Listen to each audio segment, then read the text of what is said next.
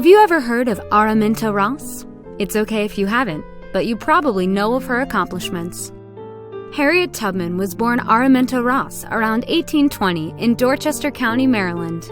She went by the name Minty. Born into slavery, Harriet spent her childhood working as a house servant. Around age 12, she moved to working in the fields. What was life like as a slave? Enslaved workers had no rights and were often mistreated by their owners. As a teenager, Harriet refused to help restrain another slave trying to run away. In anger, the slave owner threw a 2-pound weight at the escaping slave but struck Harriet instead. For much of her life, she suffered from headaches and seizures as a result of that injury. In 1849, after the death of her owner, Harriet learned she might be sold. She left her husband, a free black man named John Tubman, behind and left her home.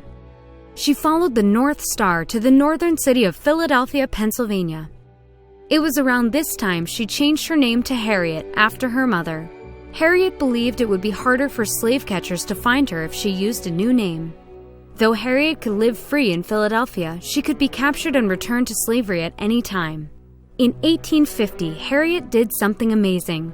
She returned to Maryland to help her sister and her sister's 2 children escape north. Over the next 10 years, Harriet freed many individuals from slavery, including her brothers and parents. Enraged by Harriet's success, Southerners offered a reward for her capture. During one trip, Harriet was nearly caught. The 2 slave catchers knew Harriet could not read, so Harriet pretended to read a book and fooled the 2 men. The path to freedom in the North was called the Underground Railroad. It got that name from an 1839 news article, which called for the creation of a great Republican railroad upon which fugitives from slavery might come pouring into this province of Canada. The Underground Railroad was not a real railroad. Instead, it was a series of secret routes and safe houses for slaves to travel north.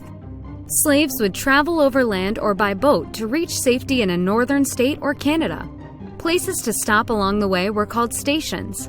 Those who helped were known as conductors. Harriet Tubman was the most famous conductor. She took pride in the fact she never lost a passenger.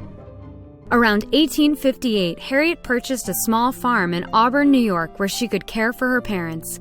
Harriet did not stay long, though. In 1862, Harriet returned to the South to aid Union forces during the Civil War.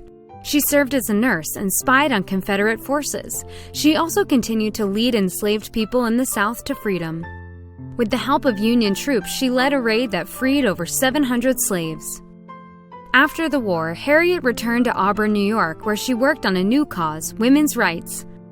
Though she never lived to see women finally gain the right to vote in 1920, she gave speeches supporting equality for all people.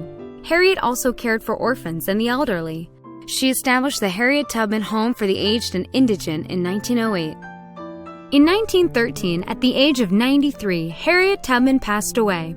Known to many as Moses for helping so many reach freedom, she was buried with full military honors in Fort Hill Cemetery in New York. To honor her, the Treasury Department announced in 2016 that Harriet Tubman would replace Andrew Jackson on the $20 bill.